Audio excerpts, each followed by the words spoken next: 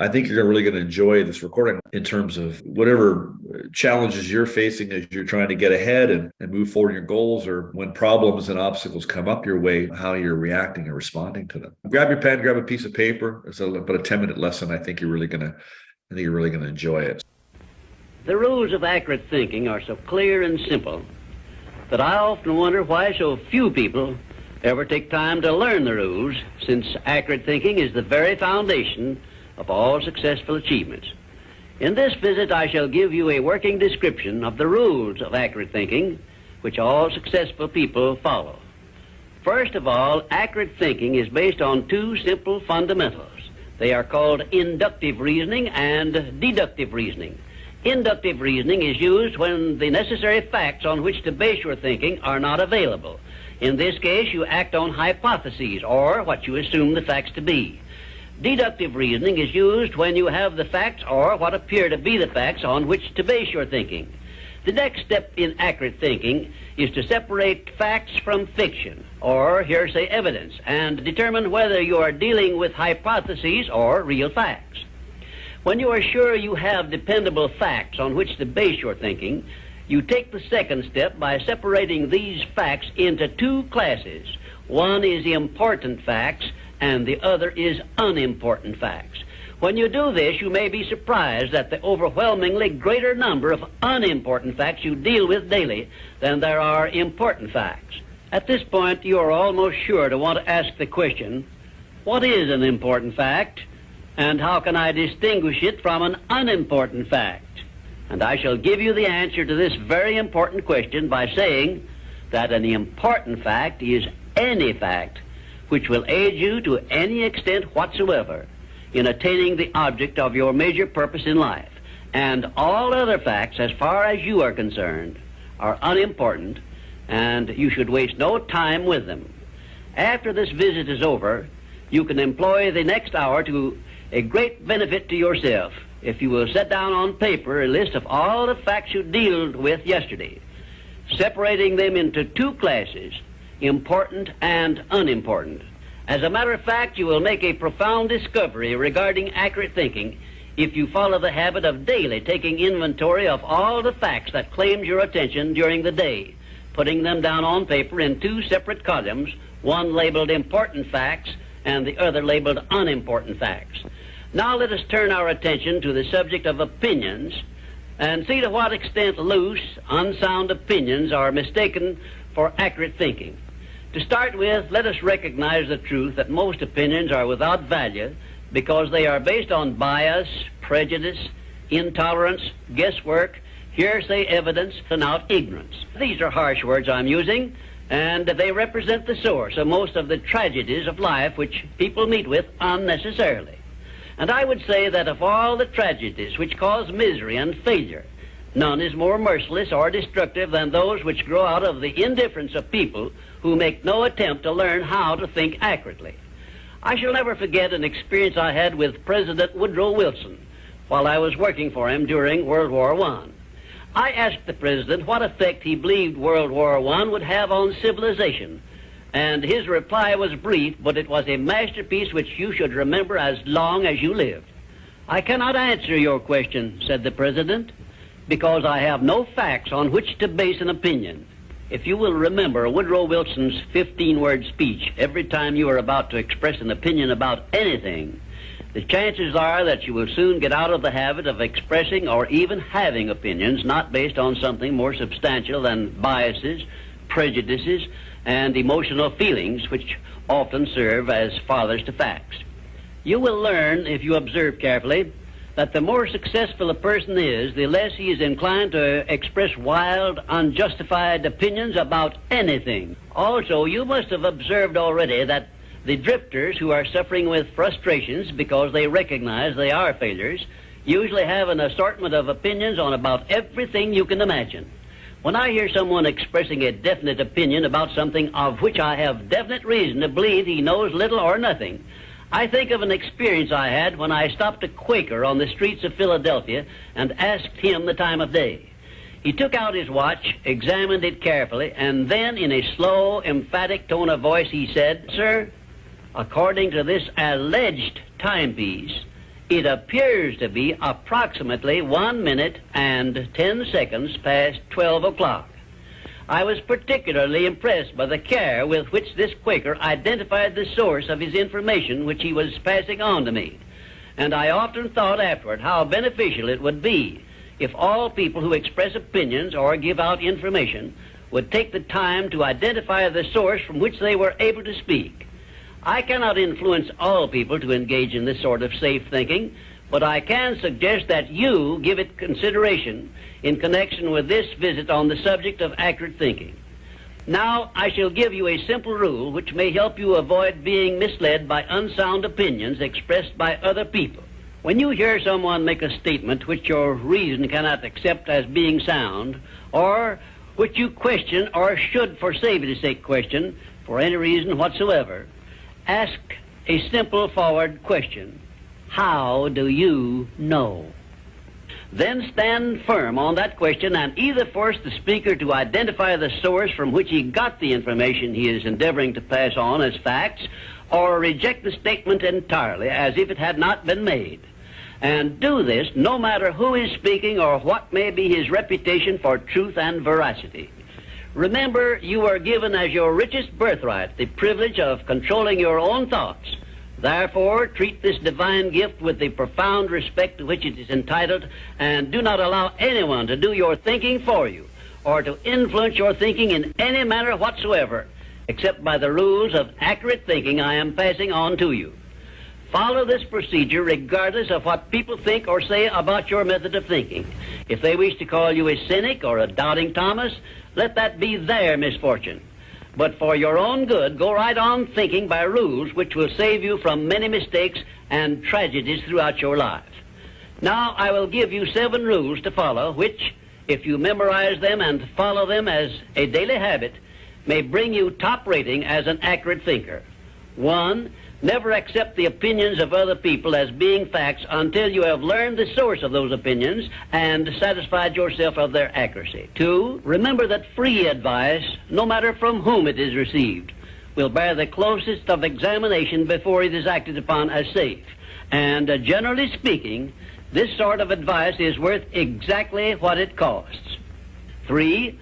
Alert yourself immediately when you hear anyone speaking of others in a discourteous or slanderous spirit, because this very fact should put you on notice that what you are hearing is biased, to say the very least about it, and it may be out-and-out misstatement. 4. In asking others for information, do not disclose to them what you wish the information to be, because most people have the bad habit of trying to please under such circumstances. Measured, tactful questions can be of great benefit to you in thinking accurately. 5. Remember that anything which exists anywhere throughout the universe is capable of proof, and where no such proof is available, it is safer to assume nothing exists. 6. One of the great unexplainable miracles consists in the fact that both truth and falsehood, no matter by what means they may be expressed, carry with them a silent, invisible means of identifying themselves as such. Therefore, remember this truth and begin developing the necessary intuitive faculty to enable you to sense what is false and what is true. 7. Follow the habit of asking, how do you know, when anyone makes a statement you cannot identify as true.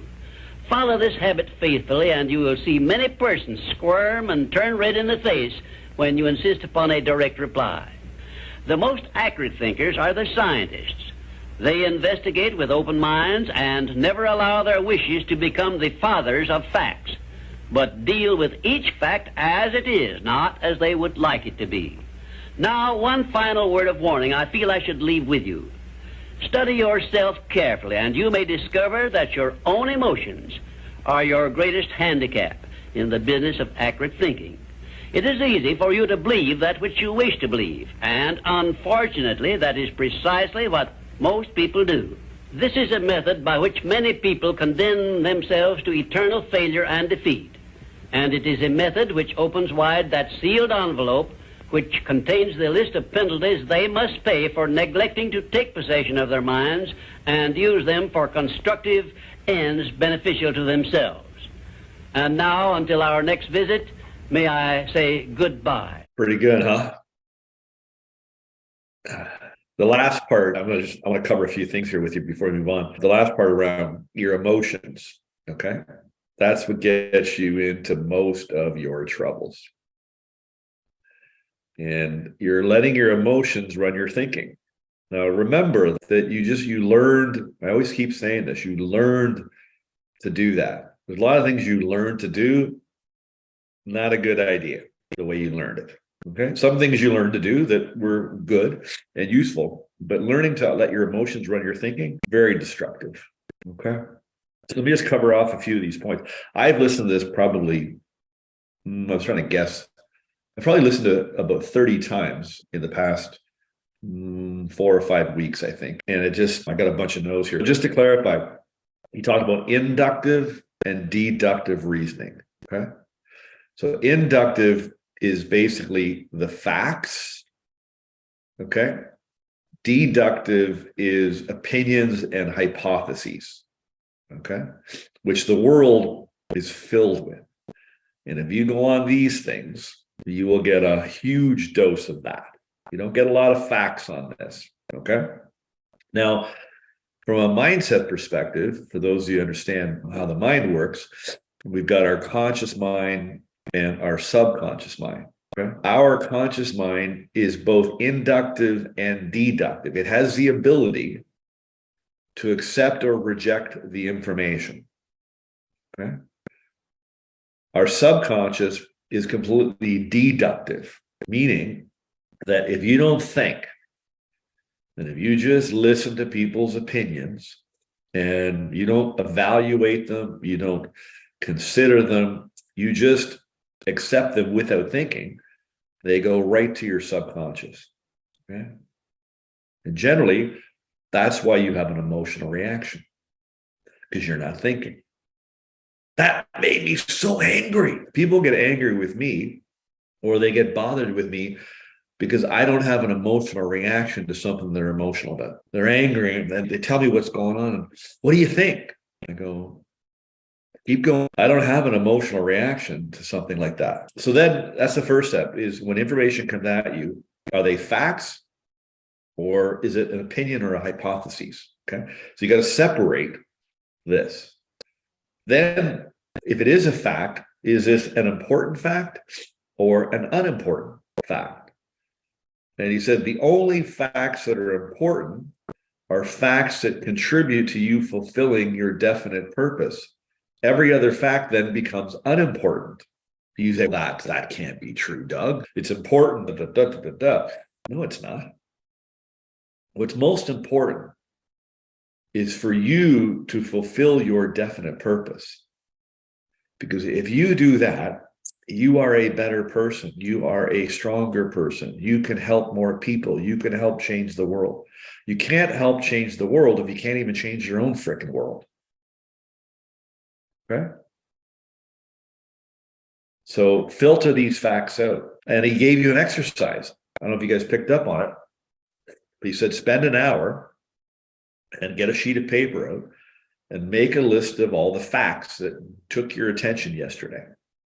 Or do it at the end of the day today. You know, do that even for a few days and take a look at what's grabbing your attention. Even do it every hour. Put an alarm on your phone just for fun. And what's that TV show when I was a kid? It was called Dragnet. It was a police show, Dragnet. And the character would go, just the facts, man, just the facts. Google that, just the facts. You'll see something come up on YouTube, I'm sure. And so stick to the facts, right? Maybe put a little alarm on your phone every hour. Stick to the facts, Doug. And then it comes off and go, all right, in the last hour, what have I been giving my attention to? All right. If you do stop and pay a bit of attention, you'll see how your imagination ran off on you. It probably ran down the road around the park for about 20 miles and came all the way back and didn't provide you any useful information. All right. It just runs off. And there it goes. See you, Doug. Oh my God, he's already down to the financial. And away it goes. And then finally comes back. Where the hell were you? That's what happens. Okay, we got to pay attention. I love what he said. Opinions cause tragedy in your life. Opinions cause tragedy in your life. And what did he say here? Have no facts to base an opinion. Oh, yeah, the quote from the president about the war. Asked about the results in the war. He said, the president said, I have no facts to base an opinion on. That's a good rule to follow.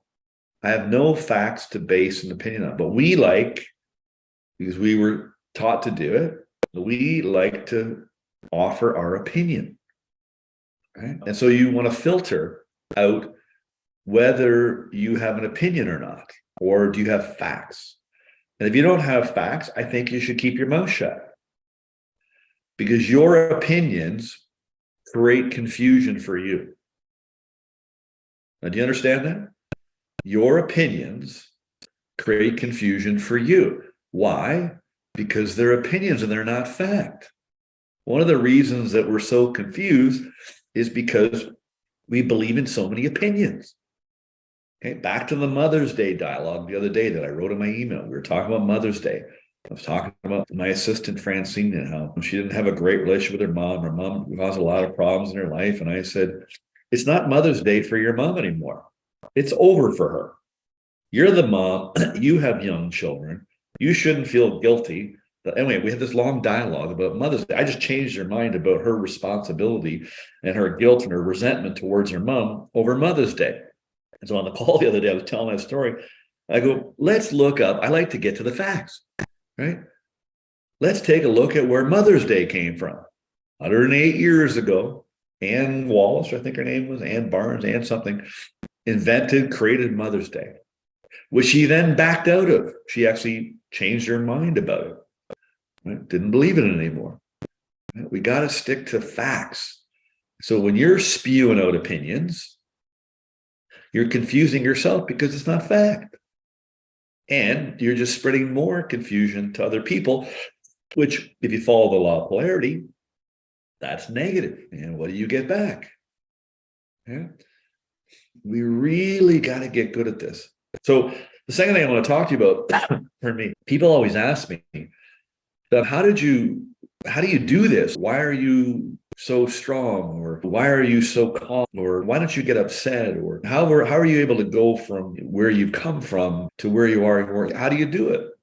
And I was thinking, as I listened to Napoleon Hill this morning, is that one of the benefits of my abusive childhood was I had to follow the rules. If I didn't follow the rules, I got in a lot of trouble.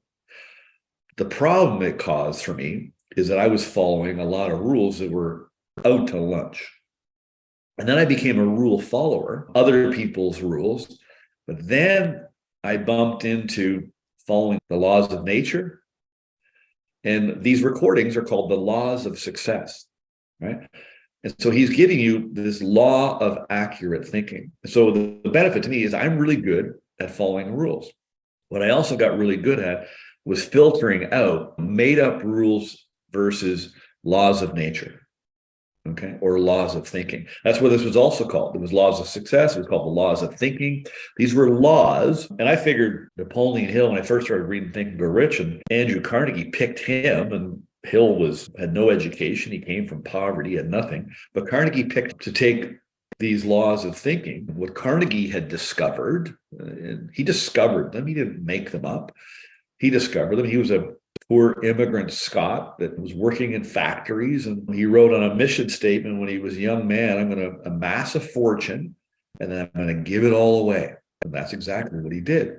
And then he introduced Hill to 500 of the most successful people in the world at that time. Of course, Carnegie knew them all and was friends with many of them. And I figured this is probably an accurate data collection. That's why Think and Grow Rich to me is a data collection. Hill went out and he interviewed and he collected data and evidence. And he talked to these people. He gathered the facts and he organized them. It originally was the laws of success, and it was published as Think and Grow Rich. And so he's giving you these rules to follow. So that's the other thing I want to talk to you about, was this idea of rules and personal standards. Okay. I think you need to set up some rules and standards on how you operate, especially with your thinking. Okay. Because it all starts with your thinking. Your thinking creates your feelings or your emotions. Okay. Your thinking locks down rules, values, beliefs, and standards into your subconscious.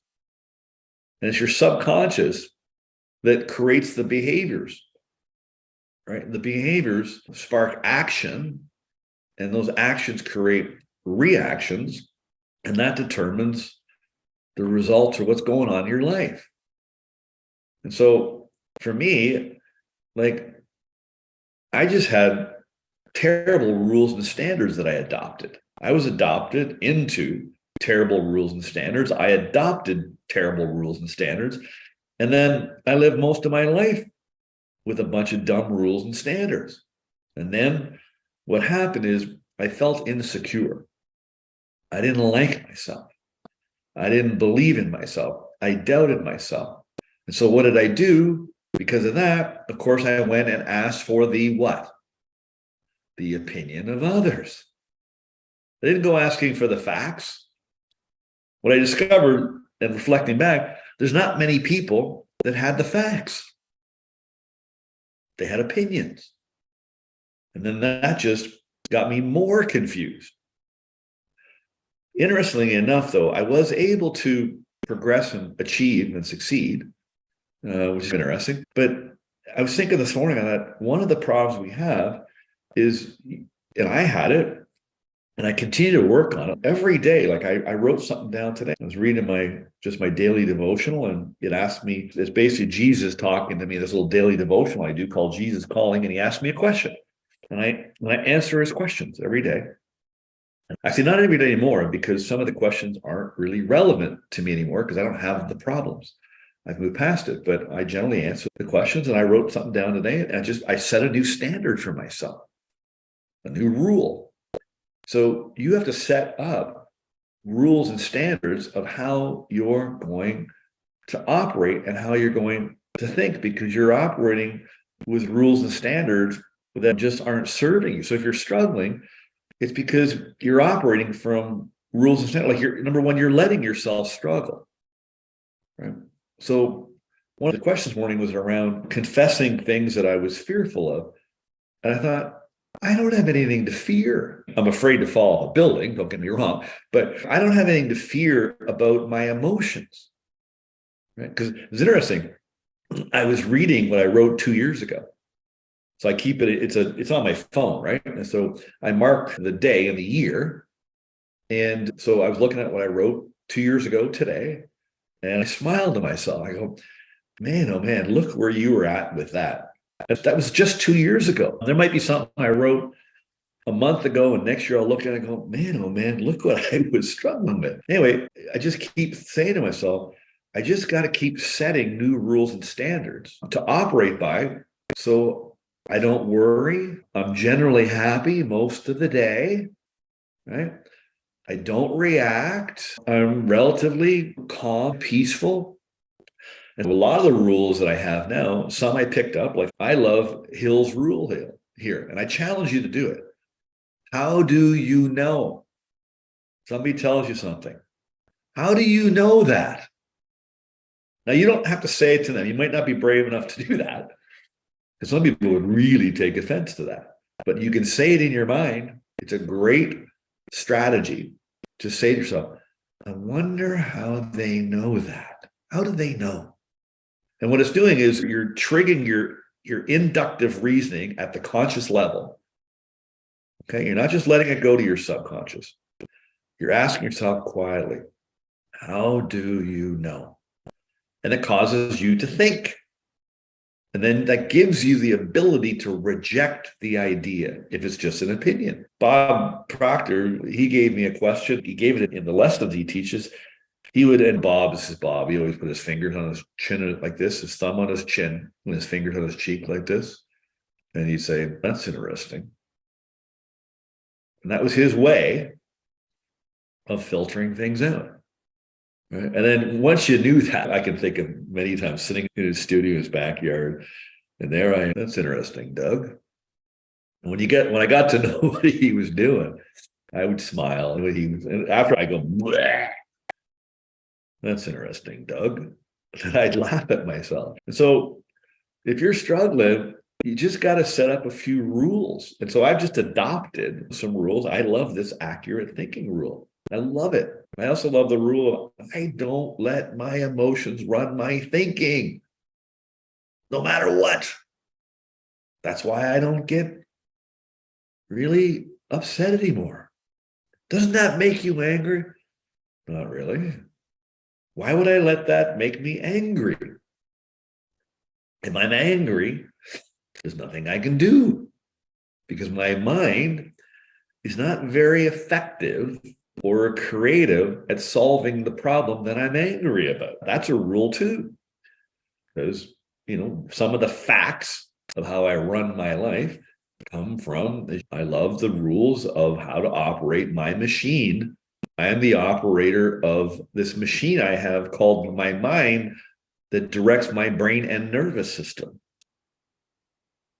And one of the rules is your creative imagination only works if your mind is in a relaxed state. And since my mind controls my body, or my body's an instrument of the mind, I also have to relax my body to get my mind relaxed. It goes both ways, right? Relax your mind to relax your body, but relax your body to relax your mind, because we don't like how we feel when we don't feel relaxed. We're tense, we're anxious, we're nervous, and that hijacks our thinking, and you're screwed. All right. Before we get into the hot seat, what does this mean to you? Think about this question. What does this mean, this lesson today? What does this mean to you? And what are you going to do about it? What new rule are you going to set for yourself? I'm just curious to hear what you guys have to say.